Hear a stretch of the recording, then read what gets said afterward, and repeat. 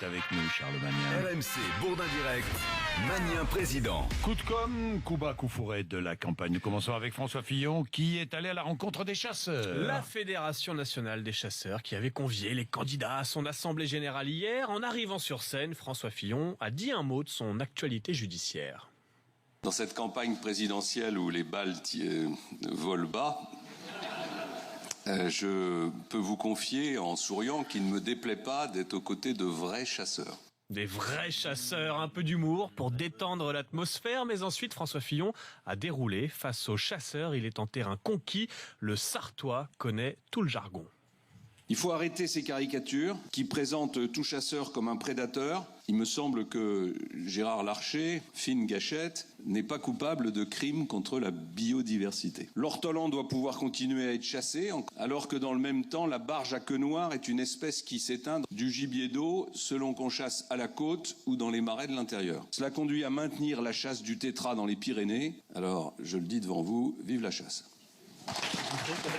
Vive la chasse, le tétras des Pyrénées, la barge à queue noire, on sent le connaisseur, qui a eu droit d'ailleurs à plusieurs salves d'applaudissements. Les chasseurs ont ensuite accueilli Emmanuel Macron, qui a lui aussi tenté de mettre en avant son côté terroir.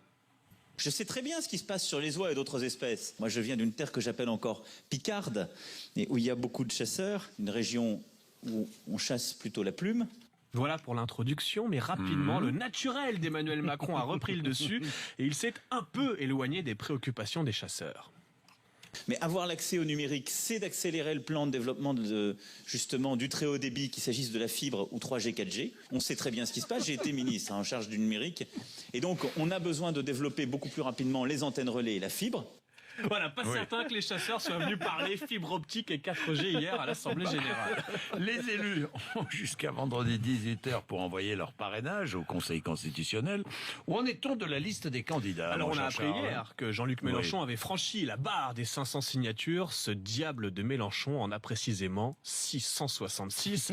Ça devrait également passer pour Jean Lassalle et Jacques Cheminade, un peu plus de 450. Plus surprenant, le Conseil constitutionnel a reçu hier un parrainage en faveur de François Hollande. C'est peut-être le début de la remontada pour François Hollande. Il en reste combien? 499 encore. Même chose pour Bernard Cazeneuve, lui aussi parrainé par un maire du Puy-de-Dôme.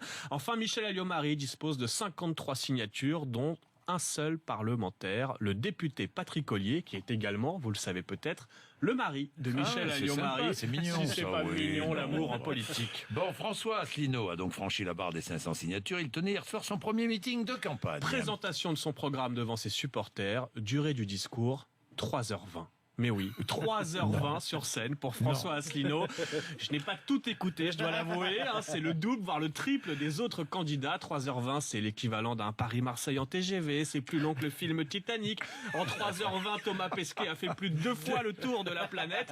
Bon, mais 3h20, il faut le reconnaître, c'est à peine moins long que l'émission de Jean-Jacques Bourdin. Ah oui, c'est vrai. Oui, non, c'est vrai. 3h20 de discours. Vous vous rendez compte?